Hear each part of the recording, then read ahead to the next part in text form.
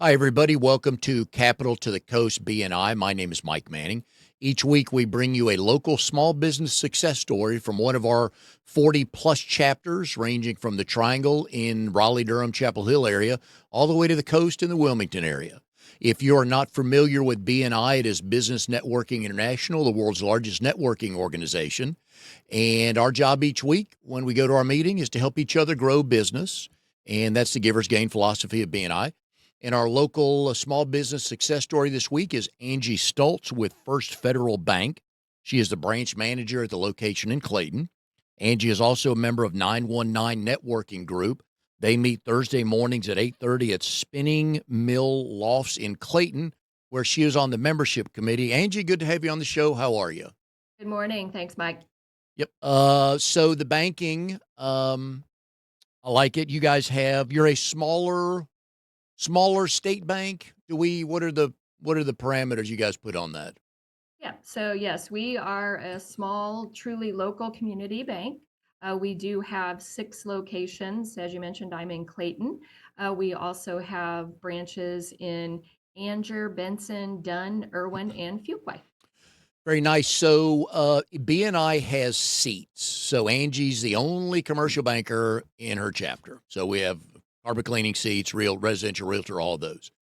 Some seats are a little difficult to explain or get into easy conversations with if they involve health and wealth. So growing a book of business for the bank can be interesting. Everybody needs that, especially people in businesses. Uh, so with small business owners, I don't think we move that, oh, I've got to find a good banker far enough up to the top of the list before we get going, do we? No, we do not. And I have that conversation with people a lot. It is something that is very important. You should know your banker. Your banker should be somebody that you trust, just like your attorney, like your financial advisor, because there are things they can do that really can help you grow and maintain your business and be more successful. And I forgot to mention, one of the best things Angie and I have in common are grandkids. So we'll get to those in a second as well, Okay. because that's like the The important stuff. best part of Yeah. our day and week. Yeah. Yeah. So small BNI has taught me a lot of things. The one of the best things it taught me was to shop local. So back to your point of you should have your banker's number, your financial advisor's phone number. You, sh- if you don't want to have to put in your 16-digit ID code to do business with somebody, you may want to look for local. You recently made a banking change. You are from Clayton. That is your community. Those are your people. So you're with Fidelity Bank, moved over to First Federal Bank, but there was a purpose for that, wasn't it? Yes. I really was happy at Fidelity. It's also a great financial institution. But for me, it was really being 100% a part of the community in which I live. And so an opportunity truly came out of the blue. I think maybe there was some divine intervention for me. So at least that's what I choose to believe. And I jumped on the opportunity because now that I am in Clayton full time, there's just so much more that I can really do, and really help the community, by putting forth the principles of our bank because we do want to be involved. We do want to help the community, and so now I'm here full time and can do that 100%. So I'm really excited about it. Yeah, because I go back to the TV commercials of small town business owners, and we see the insurance person, we see the banker, we see the mayor, and things like that.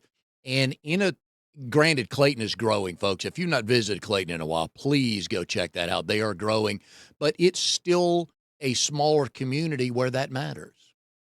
Right. And I honestly give our local chamber a lot of the credit for that. They are fantastic at really making sure all business owners, but especially small business owners, are a part of the chamber, are welcomed, and that as a team, then we all want to work together because I think what we all understand is that if our small business owners survive, so does the town. Yeah. And so now when you're going to, because you worked in the one of the carry branches for Fidelity, And now in Clayton, when you go have breakfast in the morning with your husband, you're probably going to start running into current and future clients. Yeah, which is the part that I love. I love walking into a room and seeing people that I know.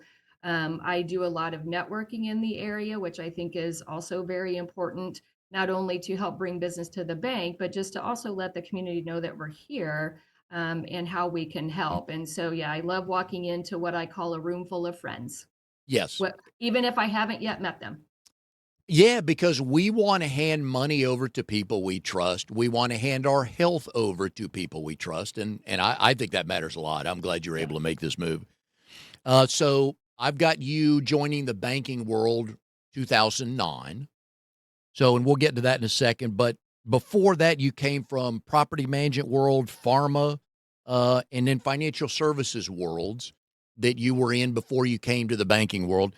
So, what kind of things were you able to bring with you from those occupations and businesses to the banking world? Well, for me, so I actually am a social worker by education and by heart. So I have a master's degree in social work. So the bottom line always for me is how can I help people? It that really is what motivates me, what drives me. And so being in the financial service world, it's a great way to do that because people definitely need help. It's not something easy. It's not always a fun conversation for people to have.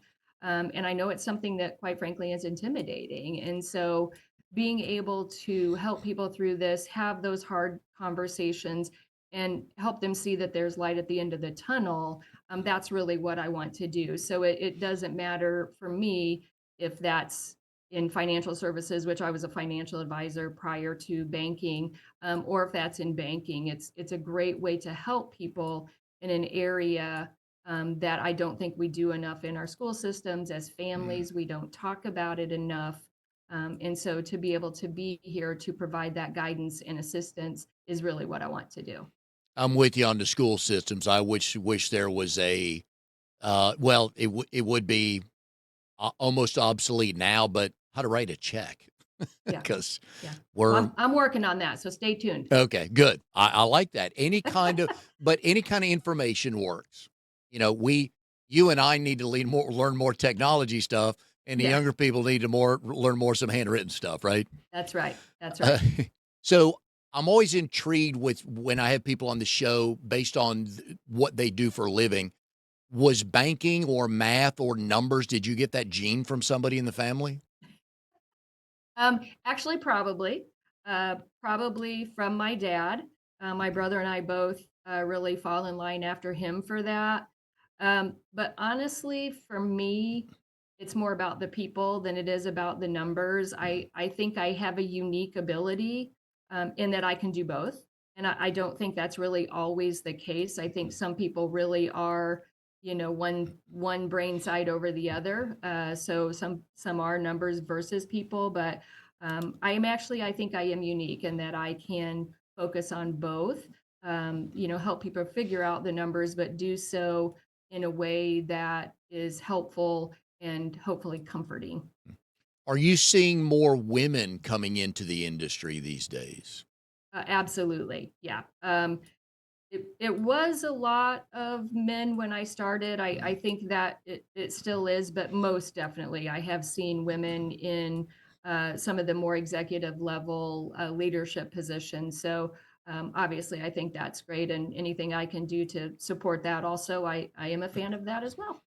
Now, do you have to start as a teller to work your way up? Is that how you got started? I did not, because I had been a financial advisor with the bank that I first started with. I actually came over as the branch manager, but I don't know that that's really the usual path. I have met so many people in banking that did start out as tellers, and I really think that's a great way to go. It's a great career in that you can start as a teller. Just have a high school diploma, and then you can work your way up as far as you want to go, which is fantastic. And I don't think there are a lot of careers that afford you that. Mm. I like the businesses where you see the story of the, I guess, either the owner or the CEO, and they started out as a teller or a Yep. dishwasher or, Mhm. carpet cleaning. Now they own a, whatever. So I enjoy those stories a lot.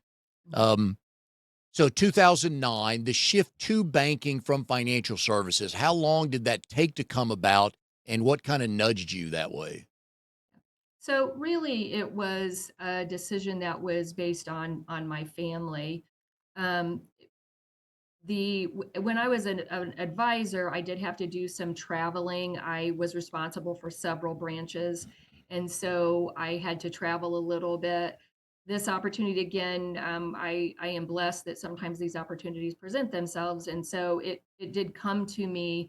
I was asked if I would consider taking the branch manager role, and I did decide to do it because I had worked with the team and I knew it was a great team, so I was excited about that, but also it let me be in one place. My kids were younger at the time. We're getting really busy with extracurricular activities and things like that. And this was an opportunity to again be just in my hometown, Mm. where we lived, where we did all of our activities. And so I did want to take that opportunity so I could be a little more present for my family. The day you started as a banker, what was the first week like? What were your thoughts on how am I going to grow my book of business while helping the bank? That was a long time ago, Mike. So, That's why I ask the tough uh, questions, Angie. um, I, from what I can recall, and this is really when I start anywhere for the first time, I generally spend the first week or so with my team. I think that's just the best place to start. What gaps do they see? What do they think is going well that we should continue? What changes do they think we need to make? Because quite frankly, most of the time you have people that have been in those roles, and I always trust their judgment, until I learned that I shouldn't, but I Mm. always trust their judgment and try to start there. I don't believe really that you have to reinvent the wheel, so let's just start with what works. Also, I think a great way to start to grow the business is with the current customers. Mm. So I know we talk a lot about getting out of the branch and the prospecting, and of course, we always need to bring new customers to the bank as well. But I think we need to focus just as much on making sure that we're doing a great job for the customers we already have. And when you were at Fidelity, and I was still cleaning carpets before I fell out of a truck and fractured my right hip, but that's another stupid story for another day. I banked at your branch. That's kind of how we really got to know each other. That and BNI. And every time I walked in, the ladies behind the counter were wonderful. And the young kid, the young guy they hired, they always laughed about making him run Friday lunch errands. And then there'd be a couple of us in there, doing our banking stuff, and we're just love that environment and feel. So I know what you're talking about with that. Yep, yep, that's great. So when did networking come into play for you as a banker? Probably when I very first started. That is something that I did from early on. As I already mentioned, I love people, so networking is something that comes easy to me and is something that I find very enjoyable. Um, Actually, I find it a necessity Mm. for myself and my own health and well-being. And so, started really early. Had an experience with BNI. I was invited to go. There was one in my hometown, but once I went, was there was already somebody in the group, so I couldn't join that group. So I just actually started my own networking venture. So been doing networking really as long as I can remember. And in part because I really love just the community piece, getting to know who's in my community. Also, just an important piece of it for me is so that I can become a resource for friends, family, customers, anybody that I come in contact with. And so being when you now you're from Indiana, and we'll Right. gloss over that quickly because we Yes. still have an issue from NCAA basketball. Oh. Her Purdue team beat my Tennessee team. Not happy. They had one player never got a foul called on him. Blah blah blah. Says the loser of the game. So yes. So we talked many times about that when I would go into the bank, and that's people. That's Yep. what connections are for, right there. Yep. What got you into BNI down here? Well, I had recently moved to Clayton and just really wanted to get out and about. So I thought this might be a good way to do it. So I actually visited several of the chapters around the area and really enjoyed the one that I went to in Clayton. Loved the energy, Mm. the people were fantastic. And so, really was just a way to, again, start to understand the resources in my community. So, that's how I really got connected here in Clayton. Now, Clayton is a wonderful small town. How does one get from Indiana to Clayton, North Carolina? So that's a great question. Had no idea that would be the plan, but we actually left Indiana to go to Florida.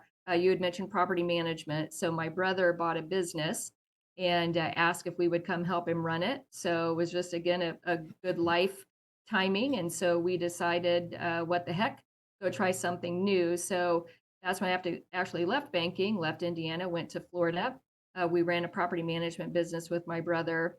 We did that for 5 years, and then grandchildren came into the picture.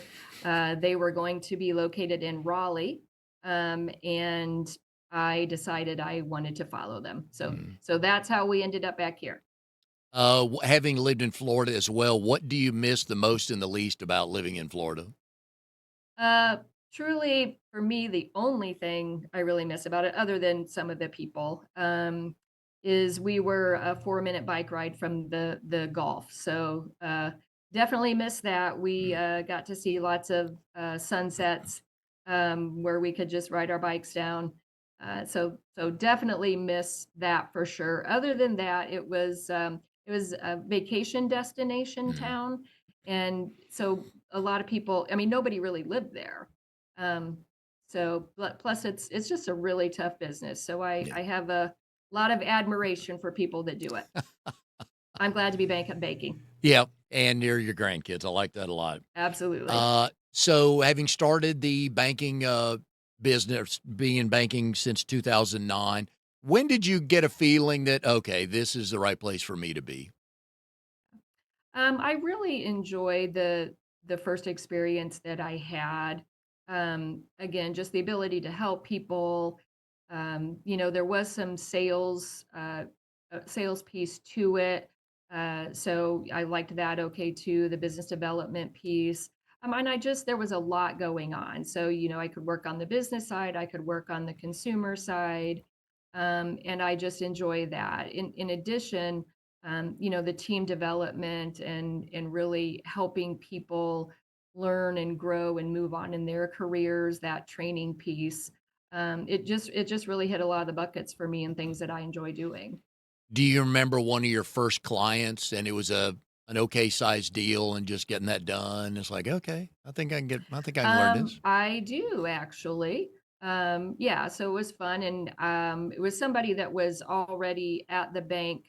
Uh, just got to know them from coming in the branch, and we ended up doing a decent size loan for them for their business, and then just really seeing how it helped them progress with their goals and being able to touch base with them and that for a few years was very satisfying and just fun to be a part of. And you have a couple of roles. You obviously a branch manager. We talked about that. You're also officially or unofficially business development, which is what we all are every day. Mhm. Do, do those, you have to do both. I know your answer is going to be both, but separating those roles, does one just kind of call you more than the other? Um, Yeah, it really is both. I really enjoy. I mean, it really is just true. And that's probably why I enjoy doing Mm. it is because I get to do all of the above. I really do love the focus on the team and really helping people be successful in the branch. But then the developmental piece outside of the branch is equally as satisfying. So I'm sorry to be so predictable, but it really is both. Now, many businesses market themselves many different ways. I know the banking industry is regulated. I think there are certain things you can't say on social media, and you wouldn't would say it anyways, but that you're not allowed to, stuff like that. So how do you market Mhm. uh, growing a bank and getting new clients? And so, really, we don't really even have a marketing department. We have a marketing person who just recently was came into the branch manager role, which is great. So we really don't. We don't have a lot of dollars for the, we don't do TV commercials and things like that. So what we do is we really focus on community involvement. That's how we get our name out there. By utilizing the BNI principle of givers gain. That's really what we do, put ourselves out there in the community, volunteering, finding those opportunities, because then we know that creates awareness of the bank and what we do and just who we are as people. What kind of events do you guys look to get associated with or have been associated with?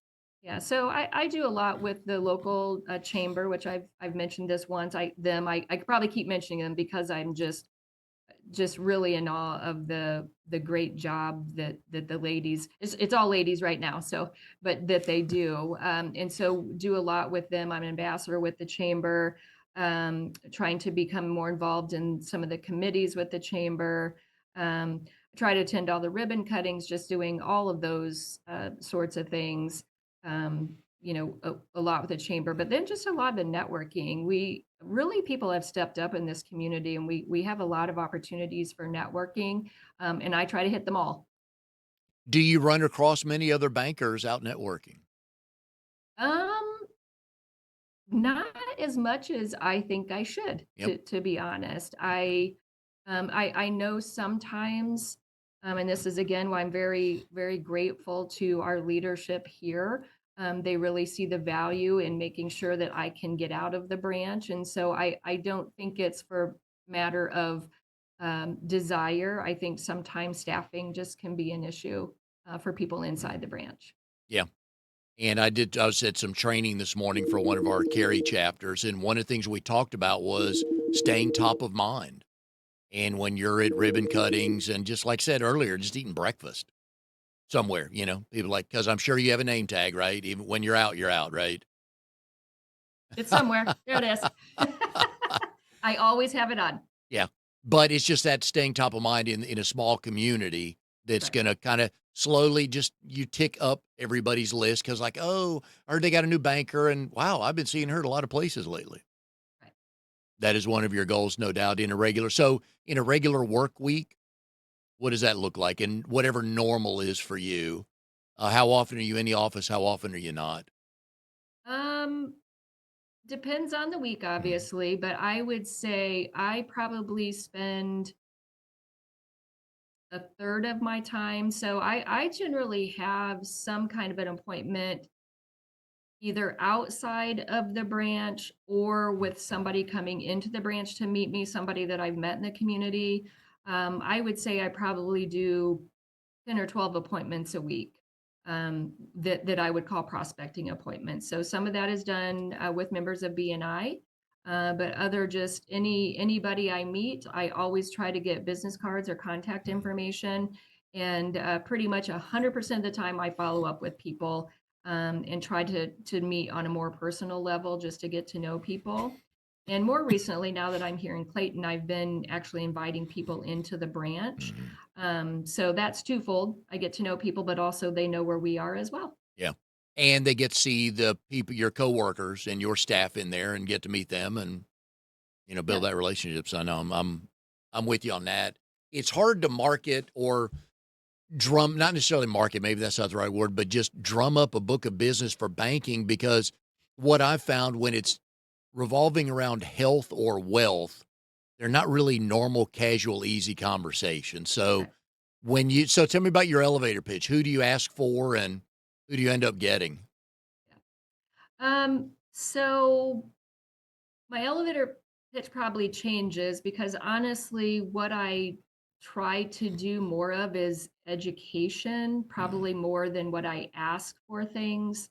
Um, Again, just because I believe in it so strongly. I spend a lot of my time talking to people about fraud, asking if they're, who's been affected by it. If you know anybody that's been affected by it, I want to talk to those people.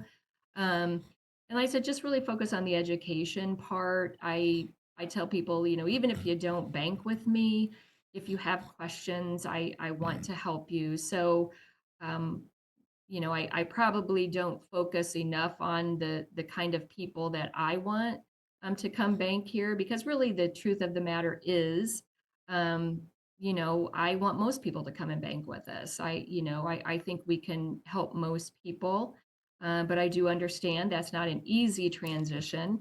And I tell people we do that to you on purpose. We get you in and then we make you sticky so you can never leave us. But I understand that can be a transition for people. But it is important, again, to make sure you know your banker's name and someplace that you feel like you can be for the long term, from people that care about your goals and care about what you need to accomplish. Yeah, because a lot of times for current or future clients, you're selling a goal or a dream if they have their own home services business and they're finally busy enough, they got to hire somebody and get a new truck. And they walk in very happy, very proud. I'm growing, but I need a truck.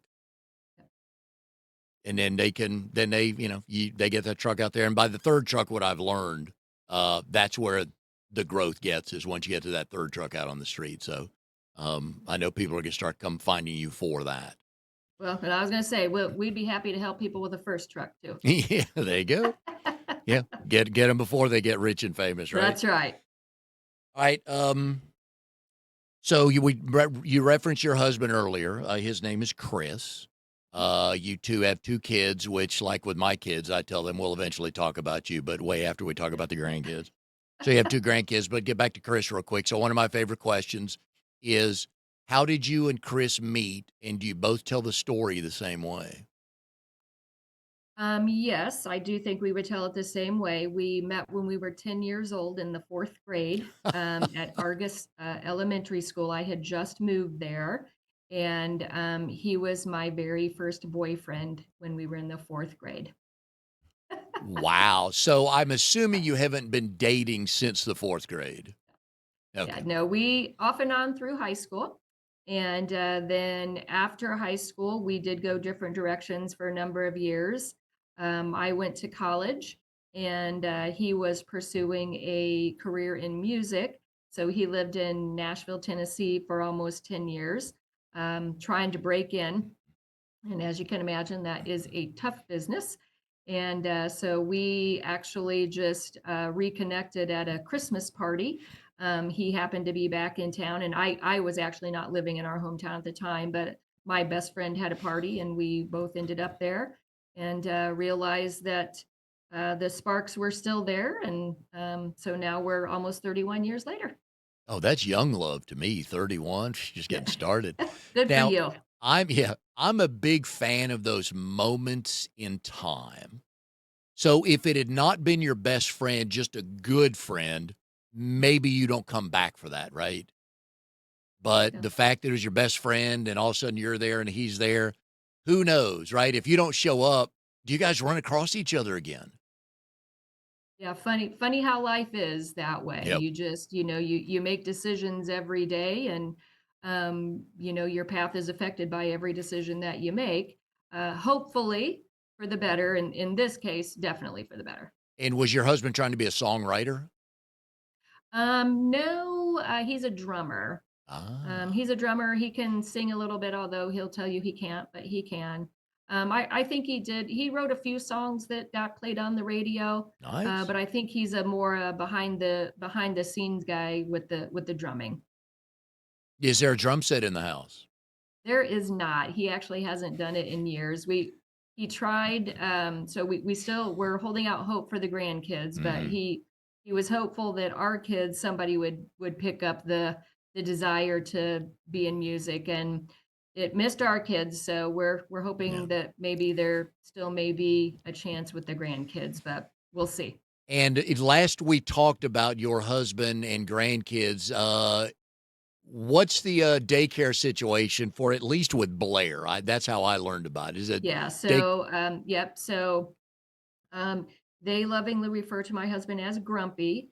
So I am instructed to tell people that my husband is the executive director of Grumpy School of Advanced Learning.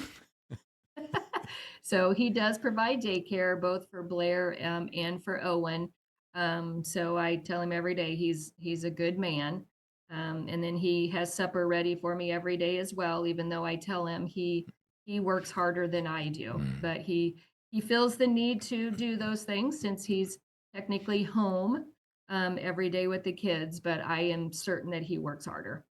Oh, without a doubt. Yeah. Yeah. Anybody that can leave the house that the kids are still in is Yep. working easier. Yeah. Yep. Not a problem. Absolutely. Because if you have kids or grandkids, they can go from 0 to 100 really fast with no explanation or no warning. And we have a toddler, and so that is a very true statement. So he enjoys being grumpy, no doubt. He leans into that.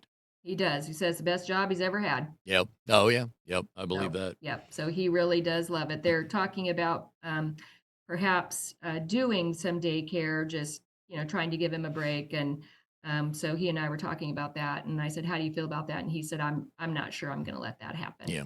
So we'll see. Yep. But it'll be good for the kids to meet friends and Yeah. learn Yeah. how to share a toy without grabbing the toy and hitting the other person over the head, That's right? right. But Those those are brothers hard are concepts to learn. that's what little brothers are for, right? That's right. So you have a brother. Are you big sister or little sister? I am big sister. Were you any good as a big sister? Uh, some days, hopefully. Mm.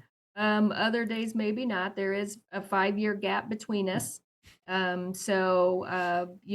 Growing up, my friends were sometimes a little more important than my little brother. Oh, yeah. Yeah. Yeah. That is true. That is true. Yeah. All right. So you mentioned earlier that you have you have a degree in psychology from Ball State. Mhm. Day one, what was the plan? Well, I went to college thinking I was going to be in the counseling field. So that was the plan. Um, got my degree and I worked in a psychiatric facility, and actually really did enjoy that, and became friends with one of our resident psychiatrists, and he's the one that really encouraged me to go on to get my master's degree in social work, which I did then pursue. And I was in the counseling field at that same psychiatric hospital for about 15, little over 15 years that I did that. Would you like to share the location of your master's degree and what the official name of the school is? So it is IUPUI, is how we say it in Indiana. I'm not sure if you pronounce it differently. We say it different. We don't announce all the letters. I believe I've heard Okay. ooey pooey. So yeah, yeah, If you're from there, you do not pronounce it that way. yes. So it is IUPUI. And what do all the letters stand for? So Indiana University, Purdue University at Indianapolis. Yeah, So it was in Indianapolis is where I went. So got couldn't my master's in social work. there wasn't an easier name? Do you think? Uh, Not sure. Now, Didn't care about the name, just cared about the oh degree. yeah. Now, did both schools start that? Is that why both names IU and Purdue are in there? Honestly, I think so. I'm not sure what kind of that collaboration is, to be honest. Guess I never really checked into that. You still got sweatshirts and hats with IUPUI on it?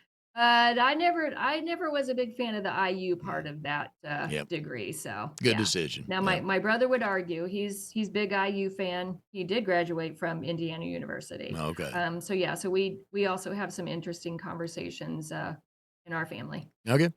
So moving back to Ball State, there's hopefully this show will put you on the distinguished list of alums that I found over the weekend on Google. Okay. Hoping we got some good listeners, so hopefully your Okay. name will Well, get up. So that would be obviously the great. most famous alum is David Letterman Yeah, of Ball State. obviously. Yeah. He talked about that all the time on the show. I don't need to be on that level. No, no. Yeah. Well, you might want the bank account level, but not the. Yeah. I don't see you as a fame lady looking for. Yeah, Nope. no, Nope. not you. Joyce DeWitt. You know that name? I do. Three's Company. Yep, yep. She played. Showing our age here now. Oh, I Showing our know. age. But here's an interesting one. Jim Davis. Garfield. Yep, he created the comic strip Yeah. Garfield, Yeah. and always good. Just Yep, that was a good one. I don't know if he's still doing that, but that was way ahead of its I time. think he passed here within the last few Oh, years. did he? I think so. Okay. Could be wrong. Yeah. But yeah, I always like to go look and see, you know, who are some Yeah. distinguished alums. I knew Letterman. I didn't know the other two, but yeah, Garfield is a solid comic strip. So, all right. So, what does today, Angie? What should today, Angie have told day one, Angie, knowing what you know today about growing a banking book of business slash branch manager? Um, I think really I would say, just go for it. Don't let things in your head hold you back. Um, just go ahead and be about the people, like I always have been. And the rest will take care of itself. Just worry about taking care of the people bottom line, and the development, the business, everything that comes after that will follow. Just be true to who you are, um, and let the rest happen. If somebody watching the show today is interested in a banking career, is there any type of preparation, schooling, work history, anything like that they need? Or how do they get into that if they've always wanted to do that? Yeah. I would say definitely, it's pretty easy to find people that are doing it already. So and I always encourage anybody come in here. I'm always willing to have that conversation, to just see really what it's about. And so many people these days rarely come into a branch Mhm. anymore.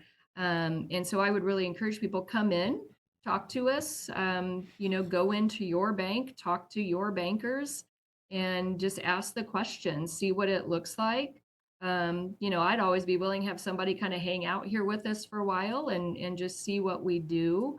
I really just think it's asking questions and really seeing what's important to you and what kind of career or job you might be looking for, because I think this can be both. I think it can be a stepping stone to other things.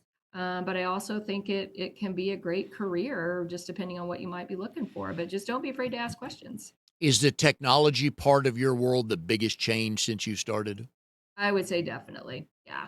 Um, we had online banking when I started, but it has really come a long way. So I would say most definitely, as we were talking about before, it's things just are different. I remember Fridays being super busy because everybody got paid on Fridays, and so everybody's coming in on Friday or Saturday morning to cash their checks, and that's almost a thing of the past now. You have mobile deposit, so people don't have to come in and see you. They don't have to rush in here on Friday evening or Mm. Saturday morning to make that happen. They can make those deposits right from their couch, or uh, more so it's already done for them. So yeah, definitely the technology has helped to make things easier and more convenient for folks. Yeah, because back in the day, you could stand in your doorway and talk to 50 people a day at least because they were coming through the line at the counter.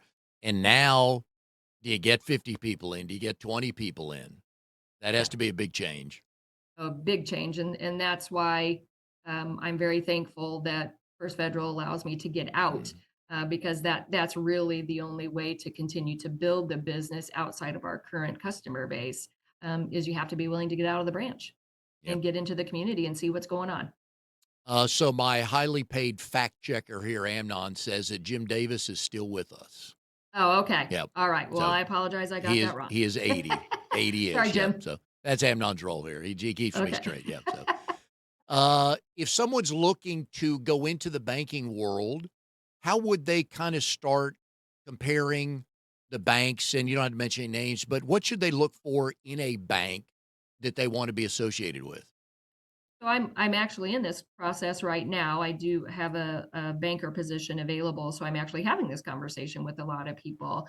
Um, Again, I think it depends. If you don't have any experience, I think sometimes maybe smaller bank is a great place to Mhm. start. Um, if you're looking, if maybe you already have some experience, but you're looking for the opportunity to really advance in your career, might want to check bigger banks, Mm. just where they have a little bit more opportunity, maybe have more branches, more opportunities in the back office type of things. Because that's something that we talked about. While I'm in a branch, there is a whole other side to the technology, the operations, the security piece, of all the people that support what we do in the branches, that you could use to pursue your career as well. So I just really, a lot of it just depends on what you might be looking for, which is why I think it's great to come in and sit down and talk to somebody and really be able to ask questions. Yeah, because most people, I guess, the first time they joined a bank, especially if they're younger, probably didn't have any banking experience and they kind of learned on the go, right? Right. And it's a great place to get a career started. But you have to be able to count, right? We can teach you that. Is that what separates us from everyone else? We got the counters and then the Yeah. non-counters. Yeah, we can teach you how to count. And you have machines. I know the one you roll the bills through and We do. stuff like that. So yeah, but the Yeah. technology part now, because I'd take a picture of a check and just send that picture on through the system and get a Right. deposit, right? Right. Yeah, And that that's why was for me, it really still is about people. So you really, I think it has to be something that you want to do in working with people and being able to provide that customer service piece. And because that's the piece to me that's harder to teach. Mhm. You're either that person or you're not in most respects. And so it really, I think, has to stem from that you have to want to help customers and be able to listen to them, see what their needs are, and then help provide solutions to those needs. Very nice. All right, so we've been putting Angie's phone number on the screen here during the show. So if you're in the Clayton area, you have to go by there. If you're near Clayton, you should go by there, and she's hiring. So if you're looking for a good job with a good bank in a good community and a career, yeah, probably need to call Angie and just check that out. So hopefully, some people will take us up on that, Angie. But we enjoyed the time. One last tip for someone wanting to move up in the banking world. What if they wanted to get to a branch manager? What kind of background do they need or experiences within the banking world should they have? I think the more you know, the better. So if you can start out as teller, understand that function, move into more of a banker role where you're opening in accounts and doing more of the maintenance, where you're helping people with debit card issues and things like that. I think all of that really prepares you. Also, get started in the lending. Probably the difference with branch manager at that level is where you do more of the lending function of the job. But if you can have a good, solid background in all of the rest, I think that really helps bring you to a level of success. I agree. And folks, if you're going to give your money to somebody, you might want to look them in the eye and say, okay, I know who I'm giving my money to. So That's right. we've enjoyed having you on. Wonderful tips and good stories. The grandkids. So you moved here because the grandkids love that story. That's just the best. And it was the best, other than probably marrying Chris, your second best decision you've ever made. Absolutely. Wonderful. All right, folks, go check out First Federal Bank in Clayton. We've been putting Angie's number up there. And Angie, we appreciate having you on the show. And we'll see everybody next time on Capital to the Coast BNI.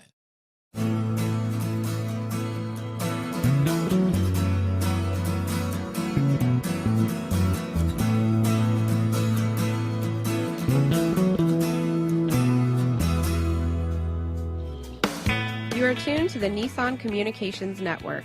If you tuned in too late, you can always watch each program in its entirety or download an MP3 audio file of it in the archives section at nissancommunications.com. Don't forget to subscribe to our YouTube channel, follow us on Twitter, and like us on Facebook. Sponsored by StreamingGear.com and DeltaForce.net.